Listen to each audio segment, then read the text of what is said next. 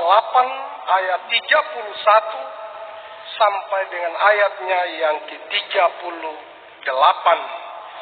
Jikalau Bapak Ibu saudara sekalian telah menemukan bagian firman Tuhan yang menjadi teks bacaan kita, biarkanlah Alkitab kita terbuka di hadapan kita dan mari kita berdoa memohon pertolongan Tuhan. Kita berdoa. Ya Allah, pemilik hidup ini, pemilik pelayanan ini, kami anak-anak-Mu yang Engkau sudah himpun dan kumpulkan di tempat ini, kami rindu untuk baca dan renungkan firman. Urapi hamba-Mu yang menyampaikan firman-Mu sebagai wakil atau pengantara Allah bagi jemaat dan bagi kami yang mendengarkannya. Urapi dan mampukan kami juga untuk mengikuti seluruh pewartaan firman-Mu dengan pikiran, hati, dan totalitas hidup kami yang hanya berfokus kepada firman-Mu saja. Berfirmanlah ya Allah, karena kami siap mendengarkannya. Di dalam nama Tuhan Yesus, firman yang hidup itu, kami berdoa. Amin. Demikian bunyi firman Tuhan terambil dari Markus 8. Kemudian mulailah Yesus mengajarkan kepada mereka bahwa anak manusia harus menanggung banyak penderitaan dan ditolak oleh tua-tua, imam-imam kepala dan ahli-ahli Taurat, lalu dibunuh dan bangkit sesudah 3 hari. Hal ini dikatakannya dengan terus terang. Tetapi Petrus menarik Yesus ke samping dan menegur dia. Maka berpalinglah Yesus dan sambil memandang murid-muridnya, ia marah si Petrus, katanya, "Nyala iblis, sebab engkau bukan memikirkan apa yang dipikirkan Allah, melainkan apa yang dipikirkan manusia." Lalu Yesus memanggil orang banyak dan murid-muridnya dan berkata kepada mereka, "Setiap orang yang mau mengikuti aku, ia harus menyangkal dirinya, memikul salibnya, dan mengikuti aku. Karena siapa yang mau menyelamatkan nyawanya, ia akan kehilangan nyawanya. Tetapi barang siapa kehilangan nyawanya karena aku dan karena Injil, ia akan menyelamatkannya. Apa gunanya seorang memperoleh seluruh dunia, tetapi ia kehilangan nyawanya? Karena apa yang dapat diberikan, saya ulangi, karena apa yang dapat diberikan sebagai ganti nyawanya? Sebab barang siapa malu karena aku dan karena perkataanku di tengah-tengah angkatan yang tidak setia dan berdosa ini, anak manusia pun akan malu karena orang itu apabila ia datang kelak dalam kemuliaan Bapanya diiringi malaikat-malaikat kudus. Amin. Demikian jauh firman Tuhan yang dikatakan berbahagia adalah saudara dan saya yang membaca, merenungkan firman ini dan melakukannya dalam kehidupan kita hari lepas hari. Lembaga Alkitab Indonesia memberi tema atau judul pemberitahuan pertama tentang penderitaan Yesus dan syarat-syarat mengikuti dia. Bapak Ibu saudara sekalian yang saya kasih dalam Kristus, saya lebih mempersingkat lagi tema yang ada, yaitu penderitaan Yesus dan syarat mengikuti dia. Saudara-saudara yang kekasih dalam Kristus Yesus Tuhan kita, saya mau bilang pertama, kita bersyukur hari ini kita bisa beribadah kembali dalam seizin perkenanan pemerintah. Ketika beberapa hari yang telah kita lalui, gereja juga dilarang dalam keputusan atau instruksi bupati untuk tidak beribadah oleh karena kondisi yang ada. Dan puji Tuhan, pada hari ini kita kembali untuk ada dalam persekutuan, ada dalam kebersamaan di tengah-tengah kebersamaan kita saat ini, kita akan belajar dari firman Tuhan. Bagaimana Yesus yang menderita dan syarat-syarat mengikuti Yesus. Saudara-saudara yang kekasih dalam Kristus Yesus Tuhan kita, teks bacaan firman Tuhan yang kita baca secara konteks adalah pengajaran Yesus. Ketika Yesus tiba di Kaisaria Filipi, itu konteksnya. Yesus berada di situ dalam tugas panggilan pelayanan yang ada sebagai utusan Allah. Datang ke dunia dalam misi visi Allah untuk menyelamatkan dunia. Saudara-saudara yang kekasih dalam Kristus Yesus, siapakah itu Yesus? Kalau kita melihat teks pasal 8 secara keseluruhan, baru saja ayat ke-29 tentang siapa Yesus, dia memperkenalkan dirinya. Sang Petrus mengatakan, engkau adalah Mesias. Mesias dalam bahasa Ibrani Masiah. Itu bahasa Ibraninya, yang artinya diurapi. Itu Masiah dalam bahasa Ibrani, bahasa asli perjanjian lama. Dan disebut sebagai Mesias dalam terjemahan bahasa Indonesia. Saudara-saudara yang kekasih, Mesias atau Mesias dalam terjemahan bahasa Indonesia kita hari ini sesungguhnya suatu pengharapan bangsa Yahudi tentang sosok, tentang pribadi yang membawa sebuah perubahan, yang membawa sebuah kenyataan real, yang membawa sebuah keselamatan. Dan itu yang ditunggukan oleh bangsa Israel sebagai bangsa perjanjian. Itu yang dinanti-nantikan oleh bangsa Israel dalam penantian yang panjang. Dan itulah sebabnya Yesus memperkenalkan dirinya tentang siapa sesungguhnya tak kala Yesus belajar, memberikan pengajaran kepada murid-muridnya, tak kala bersama-sama dengan dia. Ada yang mengatakan dia adalah Elia, ada yang mengatakan dia adalah nabi-nabi yang lain, ada yang mengatakan dia juga adalah Yohanes Pembaptis yang mendahului Yesus itu. Tetapi Sang Petrus dalam ayatnya yang ke-29, dia mengatakan, engkau adalah Mesias atau engkau adalah Masiah dalam bahasa Ibrani. Saudara-saudara yang kekasih dalam Kristus Yesus, siapakah Masias atau siapakah Masiah dalam bahasa Ibrani itu? Adalah orang yang dinantikan yang membawa keselamatan. Ini konsep dasar dulu. Sebab Bapak Ibu memahami siapa itu Yesus yang menderita. Kalau Bapak Ibu tidak mengerti tentang Masiah atau Mesias yang menderita, yang datang, maka tidak akan mengerti arti dari sebuah penderitaan yang Yesus kerjakan dan bagaimana syarat mengikuti Yesus sebagai Tuhan dan Juru Selamat gereja masa kini.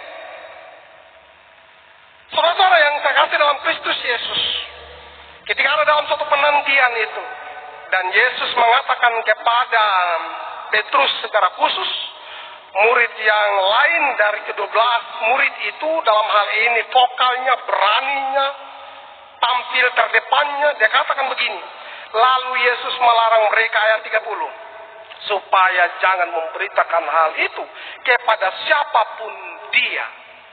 Kenapa? Karena memang belum saatnya untuk dia harus mati. Dia harus melakukan pelayanan yang ada. Masuklah dalam teks bacaan kita untuk mengerti saat ini. Kemudian mulailah Yesus mengajarkan kepada mereka bahwa anak manusia harus menanggung banyak penderitaan. Yesus kalau mau digambarkan tentang datangnya ke dunia ini ketika manusia jatuh dalam dosa, diawali Adam dan Hawa di Firdaus, hubungan antara Allah dan manusia menjadi putus, terjadi gap di sana, terjadi jurang pemisah, dan membutuhkan seorang yang bisa menjembatani hubungan itu. Siapakah itu? Tidak ada satu manusia yang mampu, hanya Yesus. Yesus yang lahir dari seorang putra Maria dikandung dari Roh Kudus itu, kalau kita lihat dalam sejarah secara runut lahirnya Yesus, hanya satu benang merah, yaitu penderitaan. Dia lahir di kandang yang hina. Ketika pelayanan diinterogasi, ditantang di sana sini, Dia dihadapkan pada mahkamah agama, di Herodes, di Kefas, kemudian jalani Peladoresa atau jalan salib, kemudian dia harus mati, kemudian dia harus naik di sorga, menderita. Itu benang merahnya, itu intinya. Sekarang saya mau katakan begini Bapak Ibu, Yesus yang datang ke dunia ini memang harus menderita, bukan datang untuk happy ending saja. Dia memang harus datang untuk menderita demi mengerjakan tentang visi Allah. Visi Allah adalah menyelamatkan dunia, kosmos itu, secara keseluruhan globalnya, karena ulah manusia, termasuk manusia di dalamnya. Dan menggapai visi itu ada misi, yaitu salah satu penderitaan yang Yesus jalani. Saudara yang kekasih dalam Kristus Yesus, Yesus menderita. Dan bagaimana dia memberitahukan kepada murid-muridnya bahwa dia akan menderita. Kalau kita lihat dalam Injil sinoptis, baik Matius dan Lukas di sana, dijelaskan bahwa dia akan menderita dan pergi ke Yerusalem. Tapi daftar teks bacaan kita di Markus tidak menjelaskan kalau dia harus ke Yerusalem untuk harus dibunuh dan menderita dalam mahkamah agama pada waktu itu. Dia harus menderita. Dan dia menjalani itu. Itulah yang harus dikerjakan Yesus. Dan itu yang diberitahukan kepada pendengar, kepada murid-muridnya. Saudara-saudara yang kekasih, kita dikagetkan dengan firman Tuhan terkait tanggapan Petrus. Petrus yang mengakui tentang siapa itu Mesias, siapa itu yang dinantikan oleh orang Yahudi, terkait yang mengerjakan keselamatan yang membebaskan mereka, justru ketika Yesus akan menjalani sebuah penderitaan, justru Petrus sendiri yang tantang. Nah, ini menjadi catatan penting bagi kita. Orang terdekat Yesus justru orang itu yang jual Yesus hari ini juga. Ini dekat dengan Yesus, dia yang memberikan suatu pengakuan kalau dia itu Mesias. Dia itu Mesias, dia itu juru selamat. Tetapi dia berusaha untuk tarik Yesus tidak menderita dan membawa Yesus. Ya, kalau kita lihat secara manusia seolah-olah memang tindakan kasih yang luar biasa. Tetapi tanpa dia sadari bahwa Sang Petrus dipakai oleh iblis untuk menggagalkan visi dan misi Yesus. Itulah sebabnya Yesus mengatakan, enyaklah kau iblis, supaya tidak menggagalkan rencana Allah. Dapat dibayangkan Bapak Ibu, kalau rencana Allah dapat digagalkan, maka tidak akan terjadi keselamatan. Dan percuma Bapak Ibu ada di sini, saya juga percuma jadi pendeta, tidak percuma juga kita akan makan dan minum sebentar. Tidak ada guna itu. Tetapi apa yang menjadi visi dan misi Allah dikerjakan Yesus secara tuntas sampai dengan puncak di kayu salib. Di jalan Via Dolorosa atau jalan penderitaan dalam bahasa Latin itu, atau jalan sengsara dalam bahasa Latin itu, ya. Dalam bahasa Yunani atau bahasa Latinnya juga dikenal dengan Golgota. Bahasa Yunaninya Kalvari. Bapak Ibu saudara sekalian yang terkasih dalam Kristus Yesus Tuhan kita, itu suatu penderitaan yang Yesus kerjakan, yang Yesus beritahukan bahwa Yesus akan hadapi itu, Yesus akan jalani itu. Dan kemudian ketika dia menghardik Petrus, dia katakan, enyaklah iblis, sebab engkau tidak memikirkan apa yang dipikirkan Allah, melainkan apa yang dipikirkan manusia. Apa maksudnya? Petrus mau supaya Yesus tidak mati. Tetapi tanpa disadari, Petrus digunakan sebagai orang dekat dengan Yesus, digunakan oleh setan, oleh iblis itu, untuk tidak mengerjakan suatu perbuatan yang besar demi keselamatan dunia ini. Ini juga kita hati-hati Bapak Ibu. Ada yang sok rohani sekali, ada yang bilang mencintai Yesus, tetapi ketika dipertanyakan panggilan pelayanannya, dia lari dari tanggulang itu. Kau murtad saudara.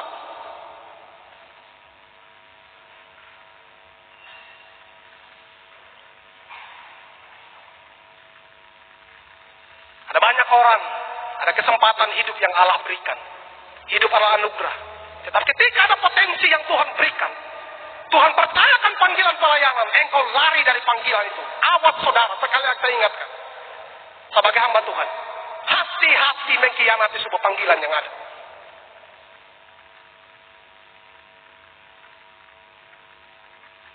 Dan itu yang Petrus lakukan untuk membatalkan rencana Yesus. Yesus tidak mengkhianati panggilannya. Dia setia kepada namanya walaupun dia harus menderita dan mati dan di banyak orang. Kita baru sakit gigi saja sangkali Tuhan. Kita baru sakit sedikit saja jauh dari Tuhan. Diberikan percayaan, jangan tinggalkan kepercayaan yang ada. Mengkhianati panggilan yang ada. Hati-hati. Kita semua adalah rekan sekerja Allah. Kita dipakai oleh Allah. Bersyukur kalau dipakai oleh Allah. Ada banyak orang yang lebih mencari kenyamanan, keenakan dunia dan lain sebagainya. Kita akan baca selanjutnya firman Tuhan. Bagaimana kita akan kehilangan nyawa kalau tanpa Kristus. Dan apa arti kekayaan yang kau banggakan itu. Firman Tuhan menjelaskan. Kalau itu yang kau banggakan dan di luar Kristus, apalagi mengkhianati sebuah panggilan. Yesus ketika datang sebagai hakim yang adil, dia katakan, aku juga akan menyangkali engkau di hadapan Bapakku. Hati-hati kita sebagai gereja Tuhan.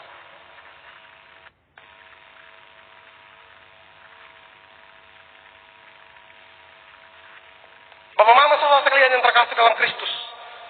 Saya ditantang dengan firman ini dan kita semua ditantang. Adakah kita sebagai Petrus hari ini yang mau melarangi tentang visi dan misi Allah? Adakah Petrus kita hari ini yang mau mengalihkan tentang rencana Allah? Saudara dan saya adalah rekan sekerja Allah hari ini. Yang Tuhan panggil bekerja dengan potensi yang ada, hikmat yang ada, nyawa yang ada Tuhan berikan. Tetapi memberi waktu untuk Tuhan engkau enggan. Bahkan lari dari sebuah panggilan yang ada. Hati-hati Bapak Ibu. Termasuk sahok bahkan untuk saya punya diri. Hati-hati kau pendeta Yusti. Kalau kau ingkari panggilan pelayanan yang Tuhan percayakan.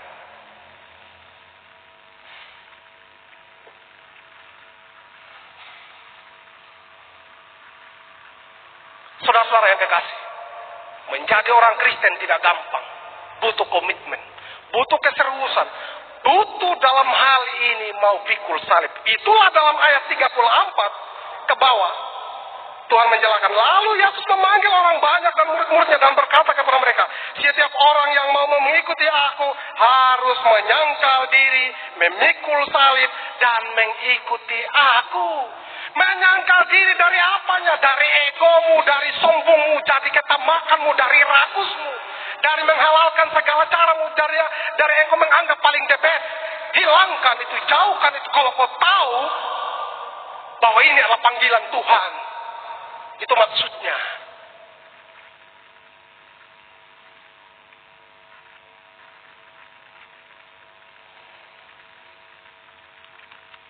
Maka Tuhan katakan harus meninggalkan, menyangkal diri. Kita harus sangkal kalau kita yang paling power. Tidak ada yang power, hanya Tuhan yang power. Kita harus sangkal diri bahwa saya paling the best. Tidak ada yang paling the best, hanya Dia yang paling the best. Kita harus sangkal diri dari kesombongan dan egomu. Kau harus patahkan itu di bawah kaki Kristus. Karena Allah Yesus Kristus sendiri rela menderita, rela merendahkan diri. Serendah-rendahnya demi saudara dan saya orang berdosa. Maka hal yang kau banggakan dalam rumahmu, dalam istanamu, singkirkan kalau datang di Tuhan. Berhenti. Karena tidak ada apa-apanya kau di hadapan Allah. Kalau itu yang ditonjolkan.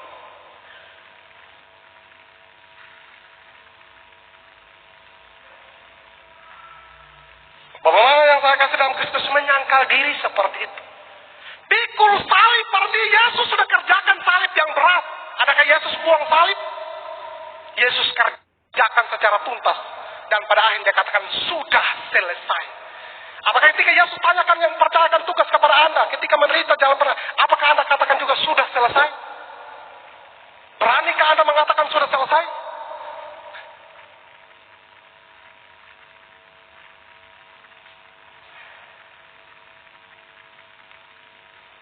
Yesus percayakan tugas itu. Untuk melakukan itu dalam kapasitas dan profesi kita masing-masing. Apalagi secara khusus kalau kita dipanggil sebagai orang berjabatan di tengah-tengah persekutuan berjemaat umat.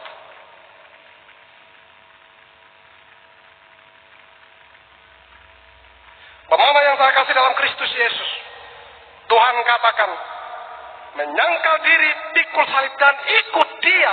Bukan Tuhan yang dahului aku, tidak. Ikut Dia artinya belajar dari Yesus. Tidak ada yang bilang ikut saya, lantas dia duluan di sana, tidak. Tetapi ikut kalau mengerti tentang arti kata, makna kata ikut aku berarti berjalan di belakang Yesus. Engkau mau mendahului Yesus, hancur yang ada. Karena engkau tidak akan mampu menghadapi dunia. Tetapi belajar berjalan di belakang Yesus, engkau pasti selamat. Itulah makna, arti dari sebuah panggilan, ikutlah aku. Saudara yang tak kasih dalam Kristus Yesus, dalam penjelasan selanjutnya dikatakan, apa guna seorang memperoleh seluruh dunia tetapi kehilangan nyawa? Betapa pentingnya nyawa itu. Yaitu kepastian keselamatan di sorga. Dan Kristus menjadi jaminan. Karena itu bagi gereja Tuhan, orang beriman, orang yang total kepada Tuhan, dia tidak ada dalam kehilangan nyawa. Tetapi nyawa itu akan menjadi bagiannya. Karena dia ada bersama dengan Bapa di sorga. Tetapi bagi mereka yang murtad, yang mengingkari panggilan pelayanan dan lain sebagainya, terlalu banyak orang Kristen, konsekuensinya adalah hukuman di neraka. Mari kita komitmen dengan sebuah panggilan yang ada. Yesus mengajarkan hal yang real. Yesus tidak berbicara di atas langit, tetapi hal yang real. Dan ketika dia mengerjakan hal yang real itu, secara tuntas pula dia bertanggungjawabkan apa yang dia katakan. Betul-betul dia menderita. Dan ini menjadi suatu catatan penting atau pelajaran bagi saudara dan saya. Sebagai gereja Tuhan, untuk harus menyangkal diri, menderita, yaitu pikul salib, dan mengikuti Dia. Saudaraku yang kekasih dalam Kristus, hari ini kita ada dalam sebuah kebersamaan. Kita ada dalam suasana sukacita sebagai gereja Tuhan. Namun di minggu sengsara Tuhan hari ini, kembali firman Tuhan dikumandangkan. Ada banyak orang menjadi orang Kristen tapi terlena, keasikan dengan gaya dunia, tetapi tidak dikontrol dengan firman Tuhan.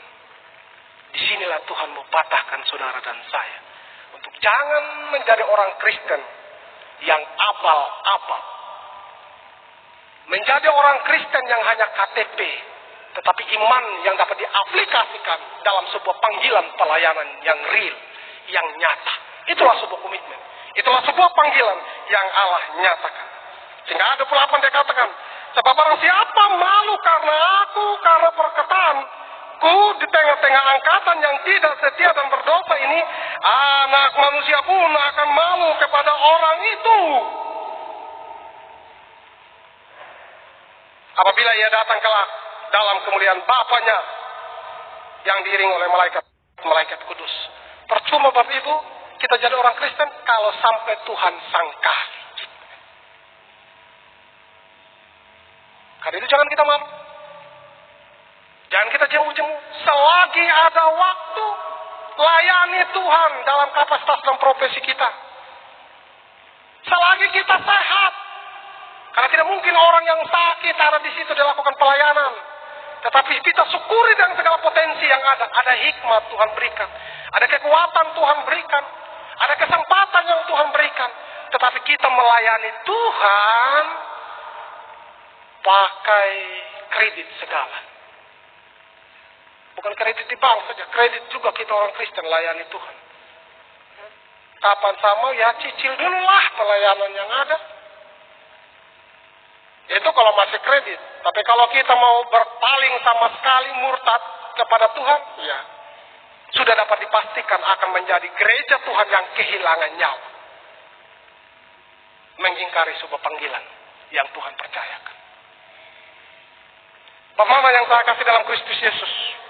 Pertama, kita harus bersyukur punya Tuhan Yesus yang telah menderita di kayu salib. Kedua, kita harus meneladani Kristus yang telah menderita dalam panggilan pelayanan kita sebagai gereja Tuhan saat ini. Sampai Tuhan panggil kita dalam waktunya Tuhan. Ketiga, Hati-hati karena iblis juga akan memakai orang-orang Kristen untuk menggagalkan visi dan misi Allah. Petrus betul murid Yesus, tetapi Petrus digunakan oleh iblis. Itulah sebabnya Yesus, enyakanlah engkau iblis, dia katakan. Hati-hatilah kita sebagai gereja Tuhan orang beriman. Mengaku kita adalah orang Kristen, tapi tanpa sadar kita sebagai kendaraannya iblis untuk menghancurkan sebuah pelayanan yang ada dalam panggilan yang Tuhan tetapkan. Hati-hati. Marilah kita menjadi gereja Tuhan yang tetap komitmen, yang tetap mau memelihara iman dan memberi hidup kita untuk berkarya selagi ada napas yang Tuhan taruh di kita masing-masing, di raga ini. Karena tidak seorang pun sekaya, sehebat apapun, seumbu apapun dia yang tahan dia punya nyawa sendiri untuk tidak mati. Karena itu pergunakanlah selagi ada nyawa, selagi ada kesempatan untuk melayani Tuhan, untuk menderita. Siapkan hatimu, kita akan masuk dalam perjamuan malam kudus sebentar. Kita sekaligus mengingat Tuhan yang telah menderita. Dan sekaligus kita menjadi saksi Kristus untuk terpanggil menderita dalam panggilan pelayanan yang ada. Nas pembimbing katakan, tetapi carilah dahulu kerajaan Allah dan kebenarannya, maka semuanya itu akan ditambahkan kepadamu. Tuhan Yesus memberkati. Amin.